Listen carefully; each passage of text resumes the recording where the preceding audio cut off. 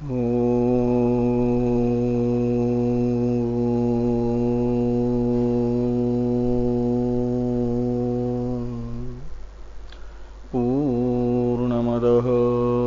पूर्णमिदं पूर्णात् पूर्णमुदच्यते पूर्णस्य पूर्णमादाय पूर्णमेवावशिष्यते। ओम शांति शांति शांति। शंकरं शंकराचार्यं केशवं बादरायणं सूत्रभाष्य कृतो वंदे भगवन्तो पुनः पुनः। ईश्वरो गुरुरात्मेति मूर्तिभेद विभागिने व्योमवद्व्याप्तदेहाय दक्षिणामूर्तये नमः। ओम शांति शांति शांति।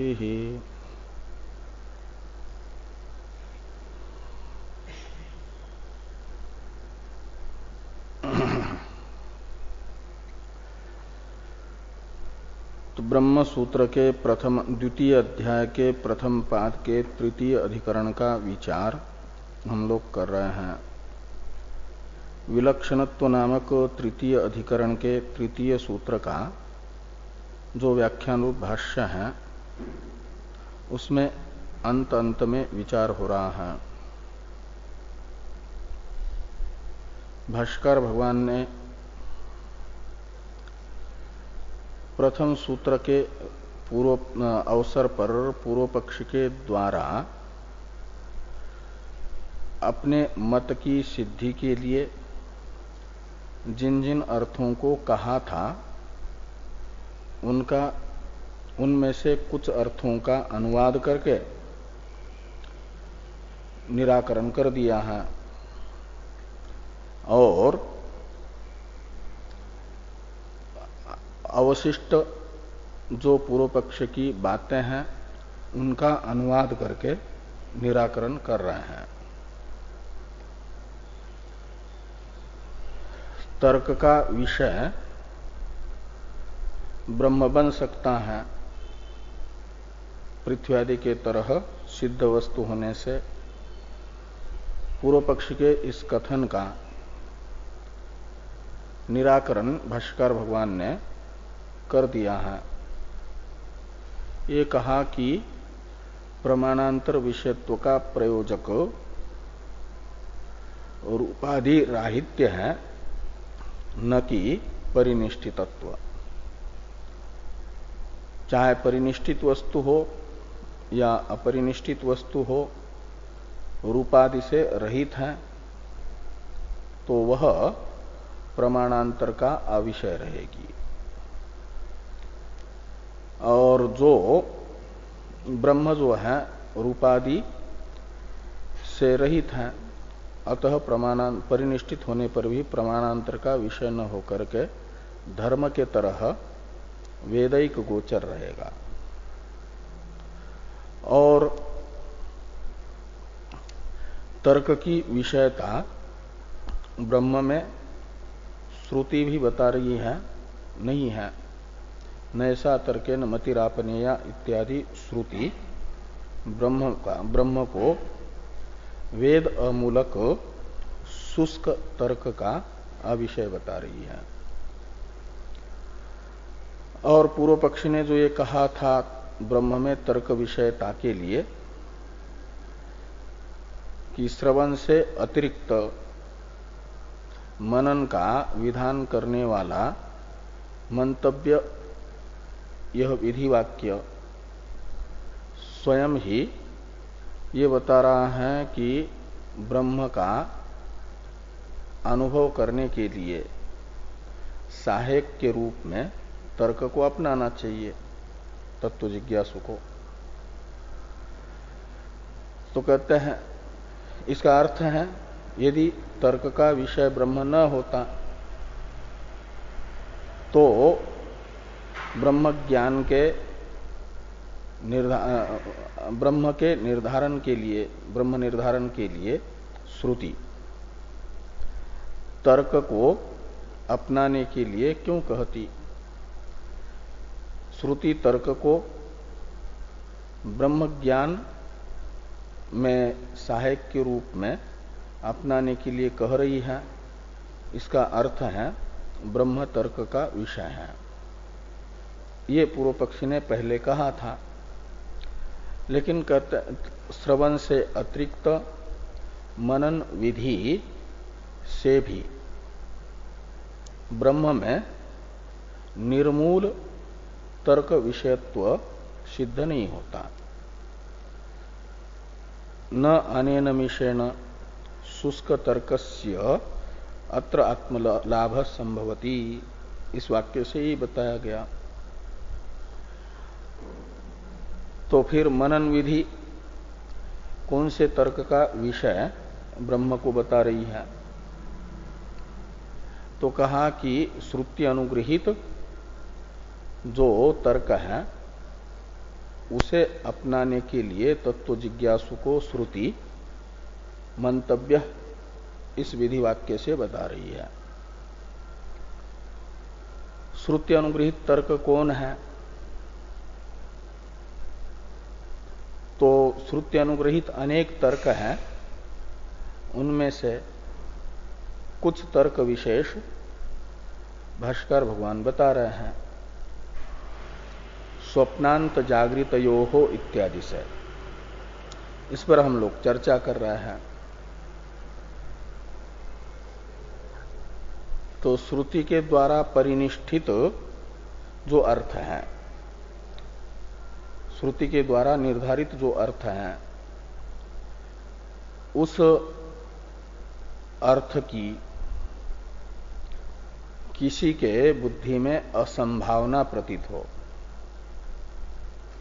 या उस श्रुति के द्वारा निर्धारित अर्थ के विषय में संशय बुद्धि में आता हो, तो श्रुति कहती है कि श्रुत्यर्थ के दृढ़ीकरण के लिए और श्रुति के द्वारा निर्धारित अर्थ में बुद्धि को स्थिर नहीं होने दे रहे हैं जो बुद्धिगत दोष असंभावनादि, उन्हें निवृत्त करने के लिए श्रुति से अनुगृहित तर्क को अपना ले। तो श्रुति के द्वारा उक्त अर्थ है, पहले वो दोष हो जाएगा। श्रुति के द्वारा उक्त अर्थ तो है जीव ब्रह्म का एकत्व, तत्वमसि आदि श्रुतियां यही बता रही है। और सदैव सौम्य इदमग्र आसीत एकमेवाद्वितीयम, इसमें ब्रह्म का अद्वितीयत्व ये श्रुति बता रही है कि ब्रह्म को छोड़कर के दूसरी कोई वस्तु सजातीय विजातीय है ही नहीं। एक सजातीय विजातीय स्वगत भेद रहित मात्र सत्शब्दित ब्रह्म ही है, वह अद्वितीय है। इसलिए श्रुत्युक्त अर्थ हुआ ब्रह्म का अद्वितीयत्व, जीव ब्रह्म का अभेद। और ये इस अर्थ की असंभावना, बुद्धि में असंभावनात्मक वृत्ति यदि आती है तो वो है दोष। वो श्रुति के द्वारा निर्धारित अर्थ में बुद्धि को स्थिर नहीं होने देती, तो उस असंभावना को मिटाना होता है। तो उस असंभावना को मिटाने के लिए, संशय को मिटाने के लिए जिन तर्कों को अपनाना है वे श्रुति अनुगृहित तर्क हैं। तो जीव और ब्रह्म के एकत्व की असंभावना क्यों प्रतीत हो रही है? तो कहते इसलिए कि ब्रह्म तो अवस्था त्रयातीत है और अवस्था त्रय से युक्त जीव है। ब्रह्म देहा कार्यक्रम संघात रूप प्रपंच से रहित है और जीव कार्यक्रम संघात रूप प्रपंच से युक्त है। तो प्रपंचोपशम ब्रह्म तथा कार्यक्रम संघात रूप प्रपंच से युक्त जीव का अभेद नहीं हो सकता विरोध होने से। इस प्रकार की बुद्धि में असंभावना रूप जो वृत्ति है तो उसे हटाने के लिए श्रुति कहती है कि मनन करो। वेद ने बताया हुआ ब्रह्म के साथ जो जीव का अभेद है, उस अभेद की साधक और भेद की बाधक युक्तियों से जीव ब्रह्म एकत्व का चिंतन करो। यही मनन है, मंतव्य। तो वो युक्ति कैसी है, कौन सी है, जिसे श्रुति अनुग्रहित तर्क कहा जाएगा? तो करुणा करके भाष्कर भगवान ने यही सब युक्तियां बताई हैं, स्वप्नांत बुद्धांतयो हो इत्यादि से। तत्व जिज्ञासुओं के परम हितैषी भगवान भाष्यकार ये युक्तियां बता रहे हैं। स्वप्नांत बुद्धांतयो हो उभयो हो इतरेतर व्यभिचारात आत्मनो अनन्वागतत्वम। ये कहा न कि ब्रह्म अवस्था त्रयातीत है और जीव अवस्थाओं से युक्त है, इसलिए एकत्व नहीं हो सकता। तो कहते हैं ये जो अवस्थाएं हैं ये जीव की स्वभावभूता नहीं है, स्वभावभूत धर्म नहीं है। जो स्वभावभूत धर्म होता है, स्वरूपभूत धर्म होता है, उसका कभी व्यभिचार नहीं होता। वो स्वभाव को छोड़ करके वस्तु कहीं अन्यत्र जा नहीं सकती। जागृत अवस्था यदि आत्मा का स्वभाव होता तो स्वप्न में जागृत को छोड़ करके आत्मा न जा सकती। स्वप्न यदि आत्मा का स्वभावभूत अवस्था है तो स्वप्न को छोड़ करके जागृत में आना संभव न होता। लेकिन श्रुति का अनुभव ये हो रहा है कि जागृत अवस्था में जब आत्मा आती है तो स्वप्न अवस्था उसके साथ नहीं रहती, स्वप्न अवस्था से रहित होकर के जागृत में है, जागृत से अन्वित होता है और जागृत से संबंध विच्छेद करके स्वप्न के साथ अन्वित होता है। इसका अर्थ है उसका वास्तविक संबंध, स्वाभाविक संबंध न जागृत के साथ है न स्वप्न के साथ है। यदि दोनों के साथ स्वाभाविक संबंध होता तो दोनों को छोड़ना संभव न होता, दोनों साथ साथ रहती। लेकिन दोनों साथ हो नहीं सकती कभी। यही तो युक्ति है, श्रुति के द्वारा प्रतिपादित युक्ति है। बृहदारण्यक उपनिषद के स्वयं ज्योति ब्राह्मण में यही तो बताई गई है युक्ति। स समान सन उभो लोको अनुसंचरति। इसमें कई एक कंडिकाएं ये सूत्र है और इसी सूत्र का व्याख्यान रूप कई एक कंडिकाएं हैं। तो इन्हीं को भाष्यकार भगवान ने अपने शब्दों से इस प्रकार लिखा है कि स्वप्नांत बुद्धांतयो हो। अंत शब्द से अवस्था को लेना। स्वप्नांत यानी स्वप्नावस्था, बुद्धांत यानी जागृत अवस्था। तो स्वप्नांत बुद्धांतयो हो यानी स्वप्न तथा जागृत अवस्था, ये दोनों कैसी हैं? तो कहते उभयो हो इतरेतर व्यभिचारात्, इनका परस्पर व्यभिचार है। इतरेतर का अर्थ है परस्पर व्यभिचार है का मतलब जागृत में स्वप्न नहीं रहता, जागृत रहेगा तो स्वप्न नहीं रहेगा, स्वप्न रहेगा तो जागृत अवस्था नहीं रहेगी।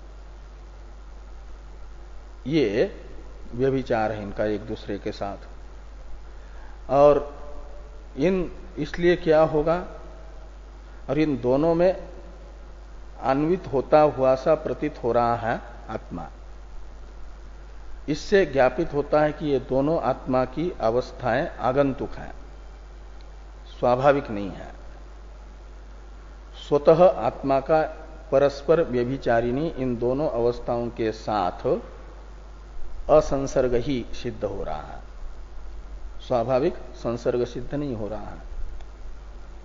तो ये कह रहे हैं कि आत्मनो अनन्वागतत्वम। अन्वागतत्व का अर्थ है संसर्ग, अन्वय, और अनन्वागतत्व का अर्थ है अन्वयाभाव। वास्तविक अन्वय जागृत तथा स्वप्न के साथ आत्मा का नहीं है।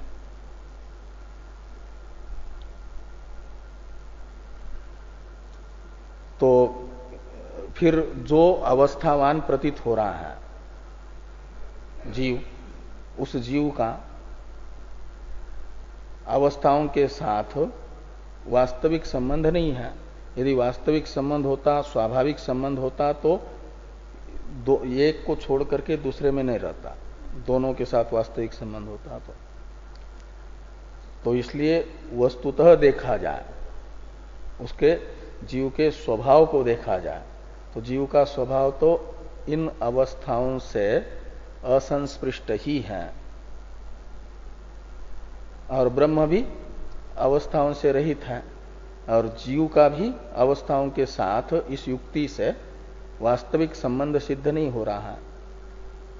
इसलिए जीव भी वस्तुतः अवस्था रहित है, अनन्वागत है का अर्थ है। आत्मनो अनन्वागतत्वम यानी अवस्था राहित्यम। स्वतः आत्मा परस्पर व्यभिचारिणी जागृत तथा स्वप्न अवस्थाओं से रहित है। जैसे स्फटिक स्वतः लालिमा आदि धर्मों से रहित है, और समीपवर्ती जो पुष्पादि हैं उनकी लालिमा आदि उसमें आरोपित हो रही है। ऐसे अवस्थाएं आत्मा की नहीं है, आत्मा की उपाधिभूत जो अंतःकरण है उसकी है। जब अंतःकरण बाह्य इंद्रियों से मिल करके बाह्य इंद्रियों के विषयों का ग्राहक बन जाता है, व्यावहारिक सत्ता वाली बाह्य इंद्रियों के साथ मिल करके बाह्य इंद्रियों के व्यावहारिक सत्ता वाले विषयों का ग्राहक बन जाता है, तो माना जाता है कि अंतःकरण जाग रहा है, उसकी जागृत अवस्था है। और वही जागृत अवस्थाओं के संस्कारों से संस्कृत होकर के केवल संस्कारों से युक्त होकर के उद्भूत संस्कारों के विषयों का ग्रहण करता है, तो स्वप्न अवस्था मानी जाती है। तो ये अवस्थाएं किसकी हैं? अंतःकरण की हैं, और उस अंतःकरण की अवस्थाओं को समीपवर्ती अवस्था रहित आत्मा में अध्यारोपित किया जा रहा है। जैसे लालिमादि से रहित स्फटिक में समीपवर्ती पुष्पादि के लालिमादि का आरोप हो रहा है। इसी को मूल श्रुति ने कहा कि स समान सन, और किसके समान, तो वो बुद्धादि के समान होकर के वो दोनों लोगों में संचरण करता है। स्वप्न में भी दोनों लोगों में, तो इहलोक परलोक दिखाना है, वर्तमान शरीर भावी शरीर, और दृष्टांत के लिए स्वप्न अवस्था और जागृत अवस्थाएं बताइए। वहां का मतलब बुद्धि की ये अवस्थाएं हैं, और बुद्धि की अवस्थाओं का आरोप बुद्धि उपाधिक आत्मा में हो रहा है। उन अवस्थावती बुद्धि का संसर्ग यदि आत्मा छोड़ दे, यानी समझे, छोड़ने का अर्थ समझ से ही छोड़ना है। यहां छोड़ना तो वैसा तो होता नहीं है कि कहीं चिपका हो तो हाथ से निकाल करके फेंक दे, बुद्धि से समझना है। तो अवस्थावती बुद्धि में ये अवस्थाएं हैं, मैं तो अवस्थाओं से रहित हूं, बुद्धिगत अवस्थाओं का बुद्धि के सानिध्य में मेरे में आरोप हो रहा है। ये विवेक जिसमें आता है उसे तत्वमशादी श्रुति के द्वारा निर्धारित जो ब्रह्मात्म एकत्व है, इसकी असंभावना प्रतीत नहीं होती, असंभावनात्मक वृत्ति उसके अंतःकरण में नहीं आती। उस व्यक्ति के अंतःकरण में तत्वमशादी वाक्यार्थ ब्रह्मात्म एकत्व के असंभावनात्मक वृत्ति का उदय होता है, जो बुद्धि से अलग, अवस्थावती बुद्धि से अलग अपने आप को नहीं देखता। इंद्रियों से मिल करके इंद्रियों के विषयों का ग्रहण कर रही है जो बुद्धि, उस बुद्ध्यात्मक ही अपने आप को जो भ्रांति से समझेगा, वह समझेगा कि मैं जाग रहा हूं, जागृत अवस्था मेरी है। और जागृत अवस्था के संस्कारों से संस्कारित बुद्धि उद्भूत संस्कारों के विषयों का मात्र ग्रहण कर रही है, इंद्रियों की सहायता के बिना। तो उस समय माना जाता है कि वो स्वप्न है, बुद्धि का स्वप्न अवस्था है, और उस अवस्थापन्न बुद्धि को भी जो अपना स्वरूप समझ रहा है, तो निश्चित होता है कि वह स्वप्न वाला हो जाएगा, उस समय स्वप्न अवस्था वाला होगा। तो स्वप्न अवस्था वाला या जागृत अवस्था वाला, तो आत्मा यानी जीव अपने आप को अनुभव करता है बुद्धि के साथ मिल करके। पानी भी उष्णता का अनुभव करता है, उष्ण होता है, उष्णता धर्मवान अग्नि के साथ तादात्म्य करके। ऐसे अवस्थात्रय रहित आत्मा भी अवस्थात्रयवती बुद्धि से तादात्म्य करके ही अवस्थी बना है, अवस्था वाला बना है। तो ये भाष्कर भगवान युक्ति बड़ी सुंदर बता रहे हैं कि आत्मा अवस्था त्रयातीत है और ब्रह्म भी अवस्था त्रयातीत है, तो एकत्व होने में कोई आपत्ति नहीं है। कि स्वप्नांत बुद्धांतयो हो उभयो इतरेतर व्यभिचारात आत्मनो अनन्वागतत्वम, यानी आत्मा का इन परस्पर विरोधी दोनों अवस्थाओं के साथ अनन्वागतत्व है, का मतलब असंसर्ग है, वास्तविक संबंध नहीं है। इसलिए दोनों अवस्थाएं, जागृत स्वप्न अवस्था, आत्मा का धर्म स्वरूपभूत धर्म नहीं है।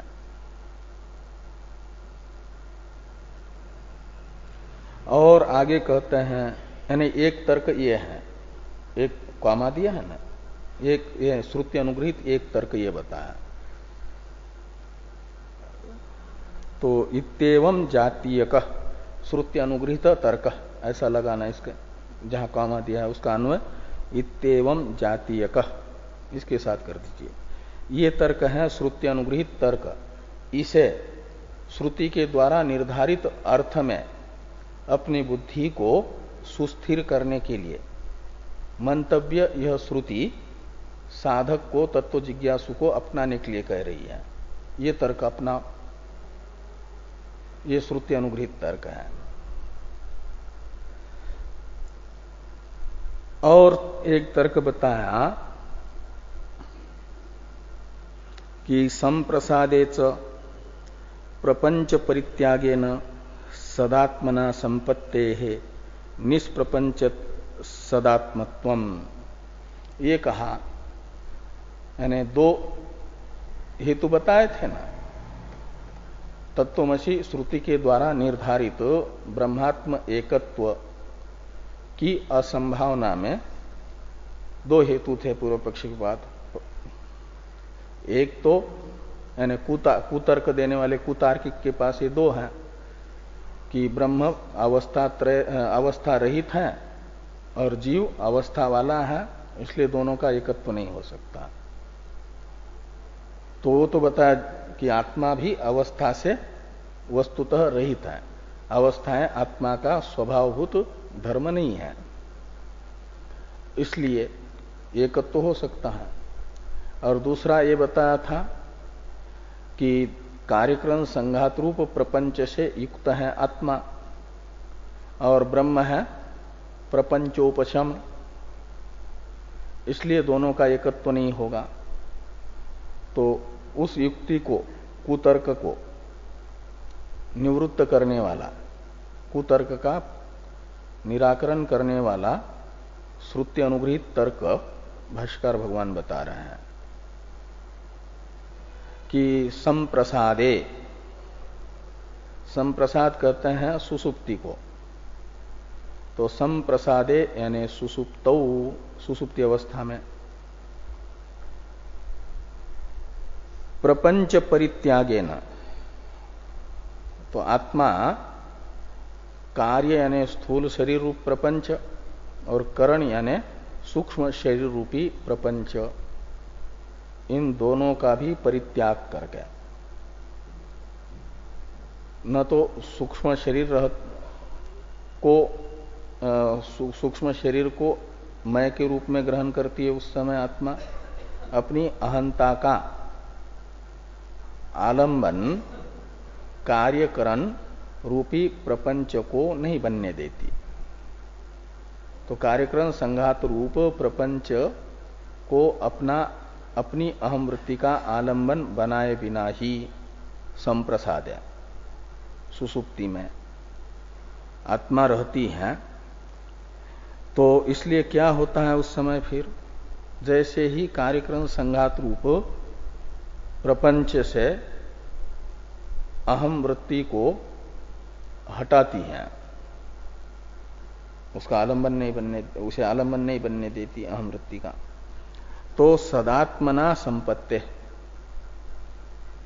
सता सौम्य तदा संपन्नो भवति।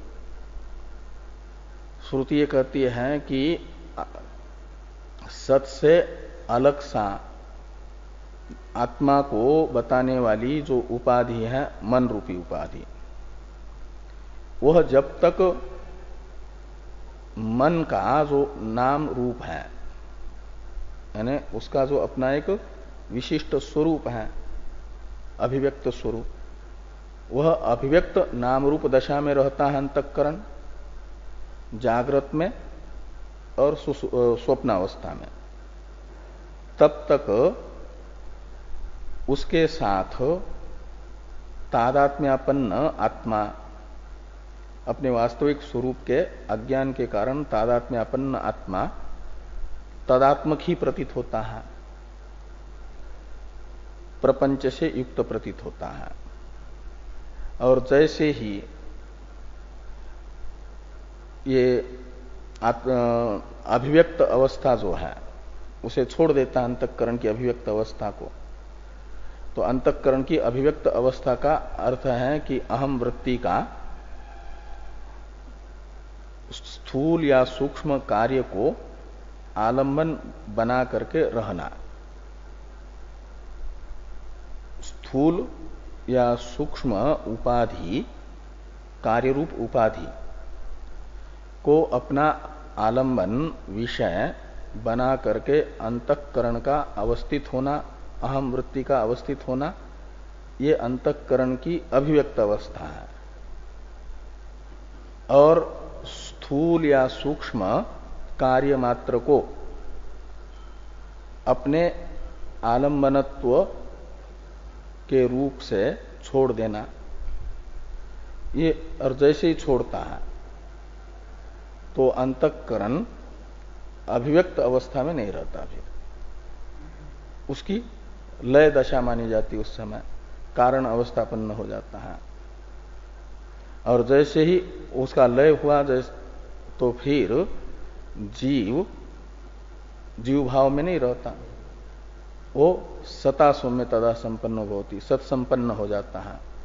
तो सदात्मना संपत्ति, जब तक जल है, जल रूपी उपाधि, तब तक सूर्य उसमें प्रतिबिंबित होता है। जैसे ही अलग अलग गड्ढों में बारिश का पानी जमा हुआ था और उसमें जब तक वो जल है तब तक तो सूर्य का प्रतिबिंब उन जलों में भासेगा, अलग प्रतीत होगा आकाशस्थ सूर्य से। और वह जल सूख जाए तो हजार गड्ढों में थोड़ा थोड़ा जमा हुआ जो था जल, वो सूख गया तो उपाधि के न रहने से अब कोई भी बिंबभूत सूर्य से अलग प्रतिबिंबात्मक सूर्य प्रतीत नहीं होगा। ऐसे जल स्थानीय अंतःकरण, अभिव्यक्त अंतःकरण, उसकी अभिव्यक्त अवस्था मिट गई तो प्रतिबिंब स्थानीय जो जीव है वह बिंब, यानी वो तो मिटेगा नहीं, बिंब के साथ एकीभूत होगा। उसे ये कहा कि सदात्मना संपत्ते है, सत संपत्ति होने से क्या होता है, तो निष्प्रपंच सदात्मत्वम। आत्मनः को इधर भी ले आइए पूर्व वाक्य से, पूर्व वाक्य में था ना आत्मनो अनन्वागतत्वम, वहां से आत्मनो को यहां पर भी ले आइए। तो आत्मनो निष्प्रपंच सदात्मत्वम सिद्धम, ऐसा कि आत्मा में निष्प्रपंच सदात्मत्व सिद्ध होता है। निष्प्रपंच सत है ब्रह्म, प्रपंचोपशम सत है का मतलब ब्रह्म है, और तदात्मत्व यानी उससे अभिन्नता, तद्रूपता हो जाती है। कब? कहते अनुभव में आ रही है सुसुप्ति अवस्था में, सुसुप्तो संप्रसादे। जैसे ही अलग सा दिखाने वाली उपाधि अंतःकरण लीन हुआ, अभिव्यक्त दशा को छोड़ दिया, तो अंतःकरण की अभिव्यक्त दशा के कारण अलग सा प्रतीत होने वाला, प्रपंच से युक्त प्रतीत होने वाला जो जीव था वह बिंब स्थानीय, प्रतिबिंब स्थानीय जीव बिंबभूत सत के साथ एक हो जाता है, और एक होने से वहां पर प्रपंच रहित ब्रह्म रूपता उसकी सिद्ध हुई। इसका अर्थ है कि वो प्रपंच भी उसका स्वाभाविक नहीं है। कार्यक्रम संघात रूपता, रूप प्रपंच यदि स्वाभाविक होता तो सुसुप्ति में भी उस अपने स्वाभाविक प्रपंचात्मक रूप को छोड़ करके वह नहीं रह सकता था। लेकिन सुसुप्ति में कार्यक्रम संघात रूप प्रपंच से रहित होकर के रह रहा है, और उस समय प्रपंच रहित प्रतीत हो रहा है। इसका अर्थ है कि उसमें प्रपंच आगंतुक है, स्वतः नहीं है। तो इसलिए स्वतः तो कैसा है वो ब्रह्म रूप ही है, जीवो ब्रह्म व नापर। इसलिए श्रुति तो जीव का जो वास्तविक स्वभाव है वो बता रही है तत्वमशादी श्रुतियां। जीव के वास्तविक स्वरूप का और ब्रह्म का कोई भेद नहीं है, दोनों में कोई अंतर नहीं है। यह बात यहां पर बताई जा रही है। तो संप्रसादे च प्रपंच परित्यागेन सदात्मना संपत्तेः निष्प्रपंच सदात्मत्वम आत्मनः, ऐसा अन्वय करना। तो इस प्रकार ब्रह्मात्म एकत्व रूप जो श्रुति के द्वारा निर्धारित अर्थ है,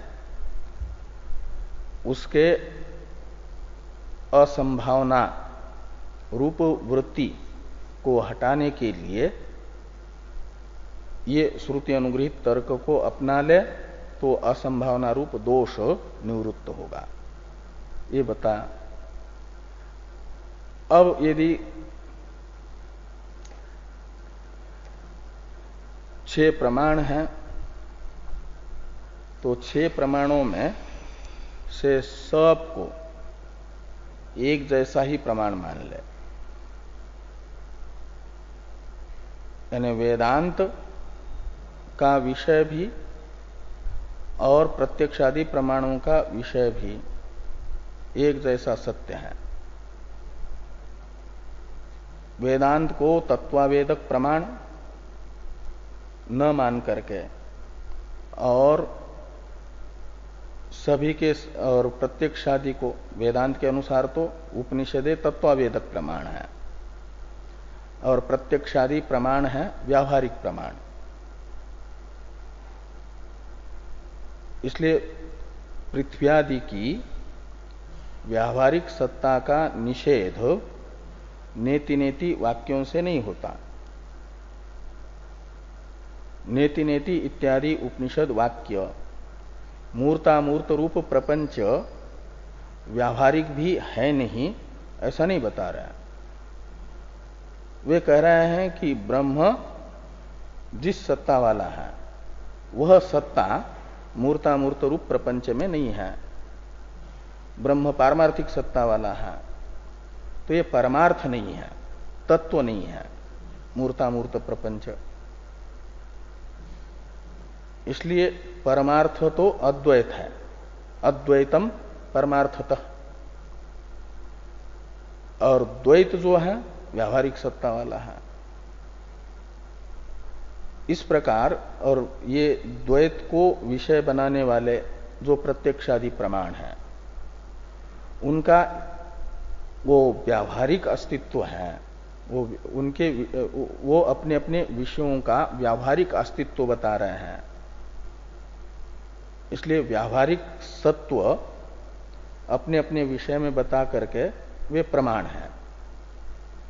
और तत्वमशादी वाक्य तथा सदैव सौम्य इदमग्र आसीत एकमेवा द्वितीयम, आत्मा वा इदमग्र आसीत एकमेवा द्वितीय, नान्य किंचत मिशत इत्यादि श्रुतियां जो दूसरे का निषेध कर रही है, और प्रत्यक्षादि प्रमाण पृथ्वी आदि कई पदार्थों को बता रहे हैं।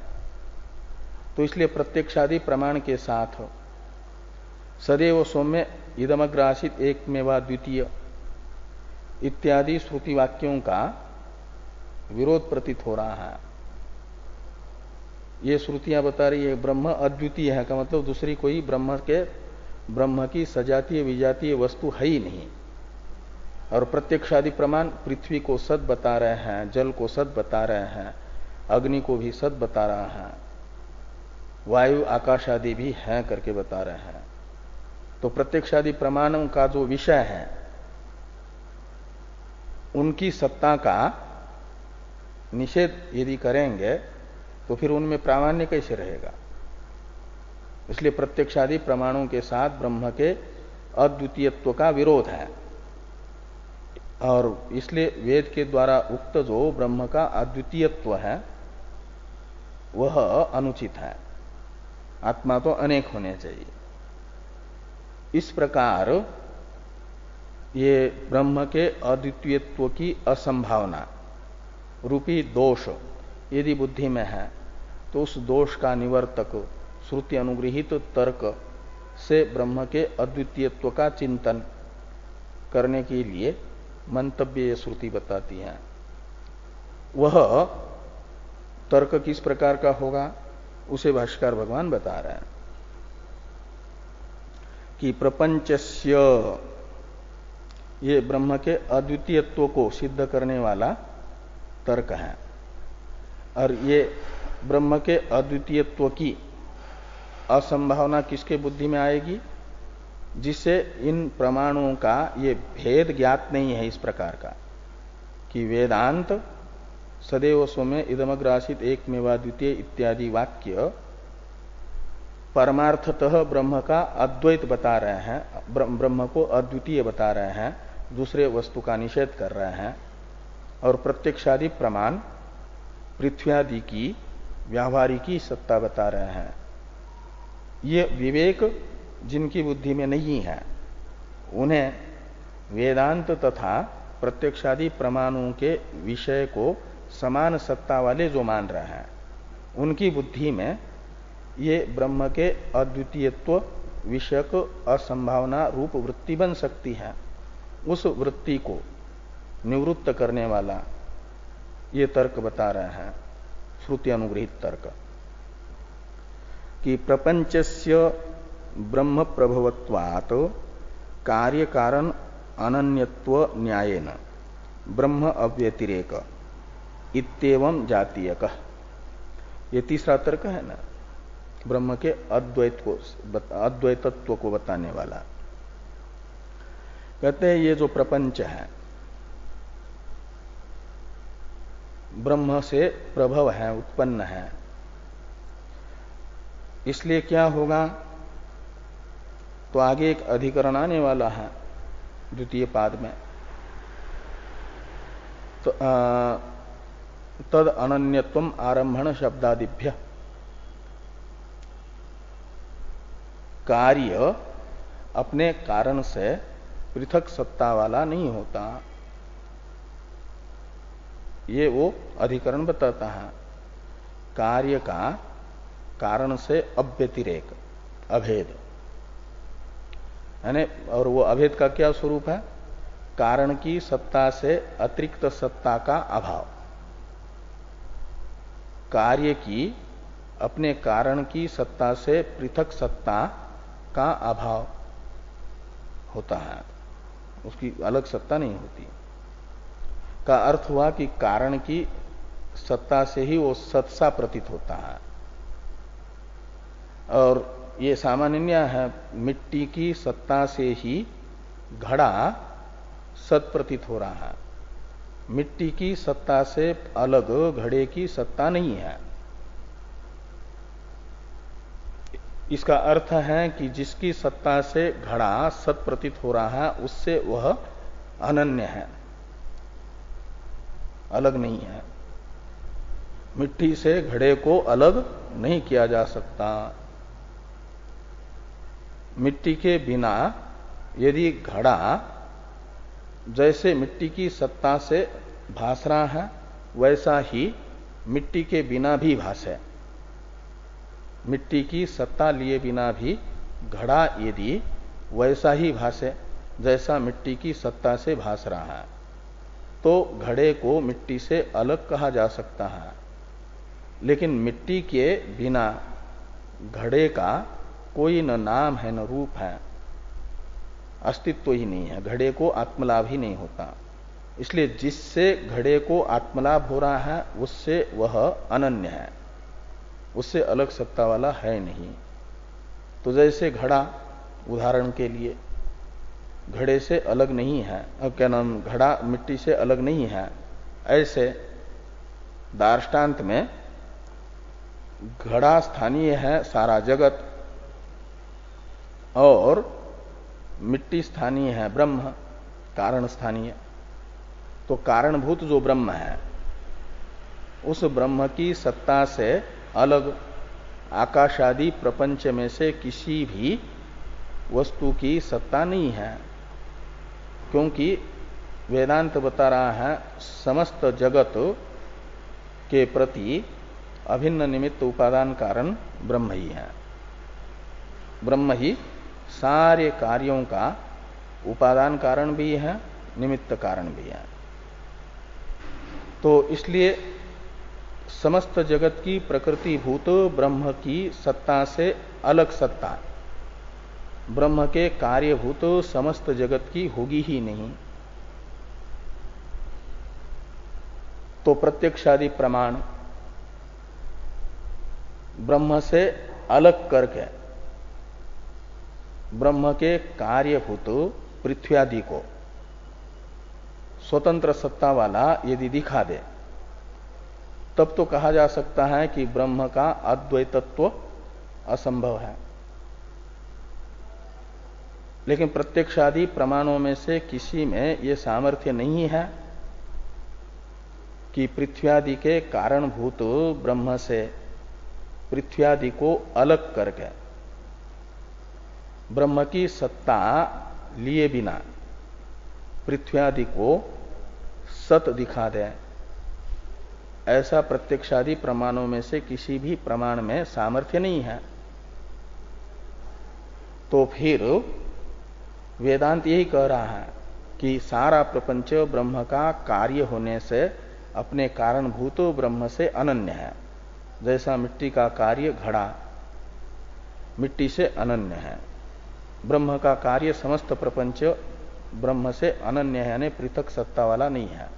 तो एक सत्ता वाला कौन सिद्ध हुआ? फिर ब्रह्म ही अद्वितीय सिद्ध हुआ।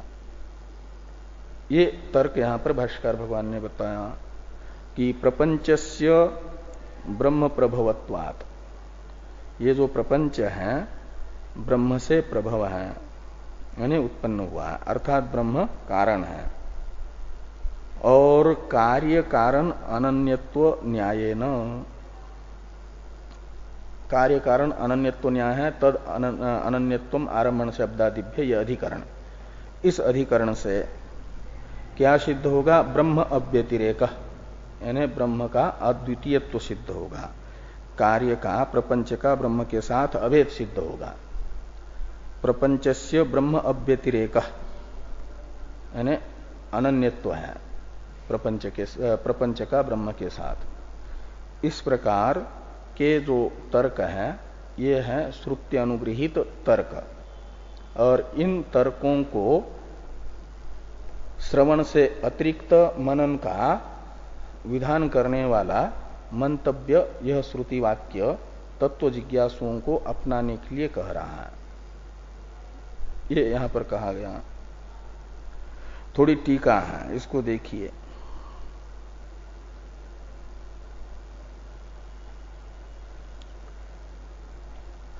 जीवस्य अवस्थावतो देहादि प्रपंच युक्तस्य निष्प्रपंच ब्रह्म ऐक्यम असंभवी,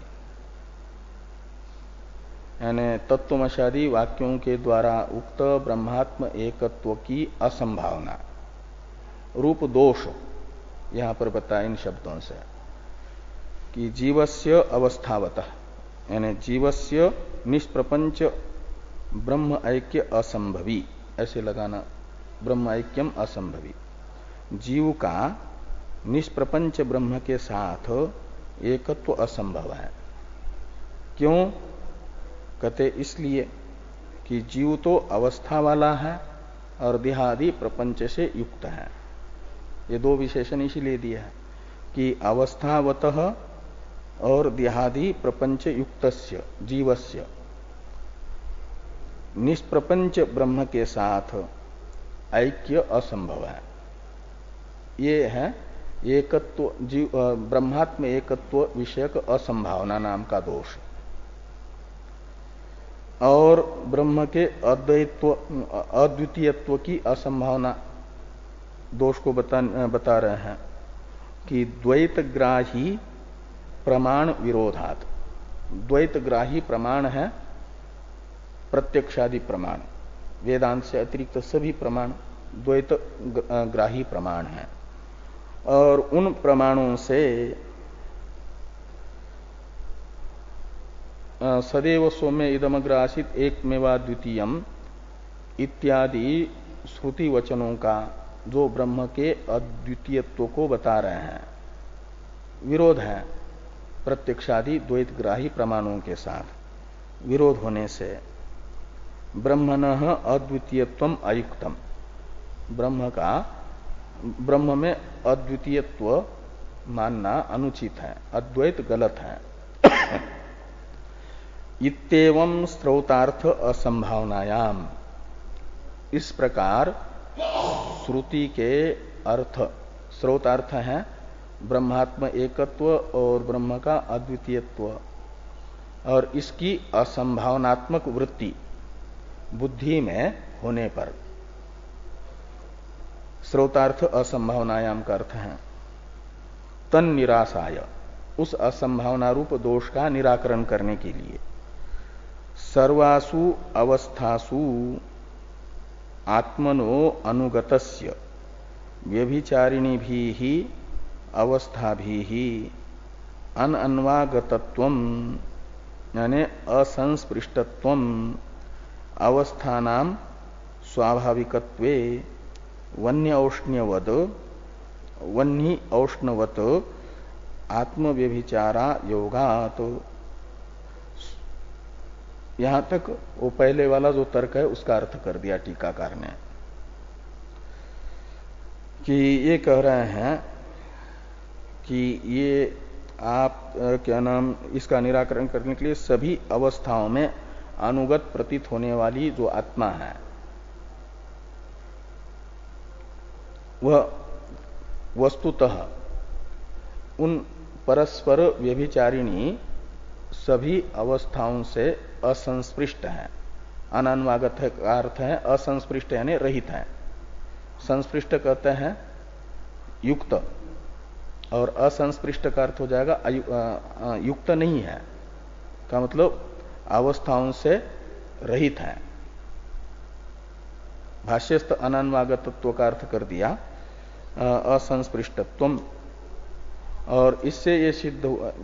और कहते हैं नहीं, आत्मा की तो स्वाभाविक अवस्था है, बुद्धि रूपी उपाधि के कारण भासने वाली आत्मा की ये अवस्थाएं नहीं है, आत्मा का स्वभावभूत धर्म है।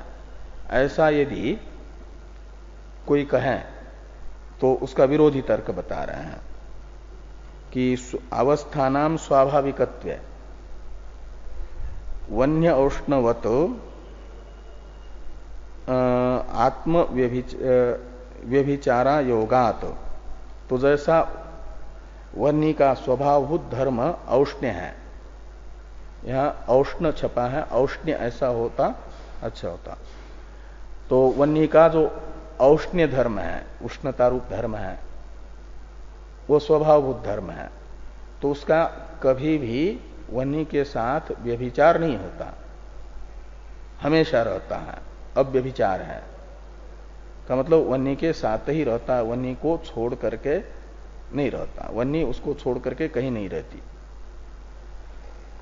ऐसे ही ये अवस्थाएं यदि आत्मा का स्वभाव होता तो इन अवस्थाओं को छोड़ करके आत्मा न रहती।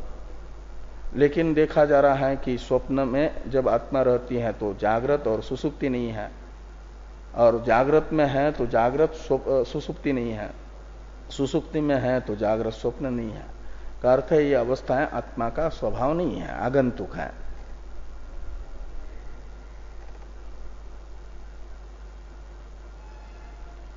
तो स्वाभाविकत्वे वन्य औष्ण्यवत आत्मव्यभिचारा योगात, यानी आत्मा के साथ इन अवस्थाओं का व्यभिचार असंभव है यदि स्वभाव होता तो। यहां तक से के ग्रंथ से ये बताया, तत्वमशादी वाक्यों से जो अर्थ निश्चित हुआ जीव ब्रह्म का एकत्व, वह उचित है। और प्रपंच रहित भी आत्मा है, वस्तुतः प्रपंच भी आत्मा का कार्यक्रम संघात रूप प्रपंच भी आत्मा का स्वभाव नहीं है। ये आगे कह रहे हैं कि सुसुप्तो प्रपंच भ्रांत्य भावे, प्रपंच यानी कार्यक्रम संघात, उसके साथ तादात्म्याभिमान रूपी भ्रांति सुसुप्ति में नहीं होती आत्मा को। इसलिए क्या हो जाता है कि सता सौम्य इति उक्त अभेद दर्शनात् सता सौम्य तदा संपन्नो भवति। इससे बताया गया कि एक प्रकार से कार्यक्रम संघात रूप प्रपंच के साथ भ्रांति से रहित जब हो जाए उसी समय वह सदरूप ही है, भ्रांति के कारण अलग सा प्रतीत हो रहा है। इति उक्त अभेद दर्शनात् निष्प्रपंच ब्रह्म ऐक्य संभव। निष्प्रपंच ब्रह्म के साथ प्रपंच रहित जीव का, स्वतः प्रपंच रहित जीव का अभेद सिद्ध हो सकता है। यथा घटादयो मृद अभिन्ना तथा जगत ब्रह्म अभिन्नम तज्जत्वात् इत्यादि तर्क आश्रियते इत्यर्थ। इस तर्क को अपनाया जा सकता है कि जैसे मिट्टी का कार्य होने से घड़ा मिट्टी से अभिन्न है, ऐसे ब्रह्म का कार्य होने से, तज्जत्वात् का अर्थ है ब्रह्म कार्यत्वात्, प्रपंच ब्रह्म से अभिन्न है। ये इत्येवं जातीयकः यहां तक के ग्रंथ का अर्थ हुआ। और आगे कहते हैं कि ईतो अन्यादृश तर्कस्य ब्रह्मणि अप्रवेशात् अस्य च अनुकूलत्वात् न तर्केण आक्षेप अवकाश इति भाव। इस ग्रंथ का यह अभिप्राय है कि ईतो अन्यादृश तर्क वो कुतर्क हुआ, शुष्क तर्क। ईतः शब्द से लेना यहां पर बताए हुए जो तर्क है श्रुति अनुग्रहित तर्क, उससे अन्यादृश यानी भिन्न जो तर्क है निर्मूल तर्क, शुष्क तर्क, उनका अत्र यानी ब्रह्मणि अप्रवेशात्, ब्रह्म में प्रवेश न होने से यानी ब्रह्म उनका विषय न बनने से, अस्य च अनुकूलत्वात्, और यहां पर बताया गया जो तर्क है वह श्रुति अनुकूल तर्क है, इसलिए अनुकूलत्वात् न जिस तर्क का विषय ब्रह्म बन रहा है, ये जो यहां बताए हुए तर्क है, इन तर्कों का विषय ब्रह्म बन रहा है और इनसे विपरीत श्रुति अनुग्रहित तर्कों का विषय नहीं बन रहा है। और ये तर्क तो श्रुति के द्वारा निर्धारित जो अर्थ है उसके अनुकूल है। जगत ब्रह्म प्रकृतिक है, ये श्रुति अर्थ है, इस श्रुति अर्थ के निर्धारण अनुकूल ये तर्क है। और जो इससे विपरीत तर्क है उनका तो विषय ही ब्रह्म नहीं है, इसलिए तर्क निमित्तक वेदांत समन्वय पर आक्षेप नहीं किया जा सकता। ये यहां अभिप्राय है। ये यहां पर कहा कि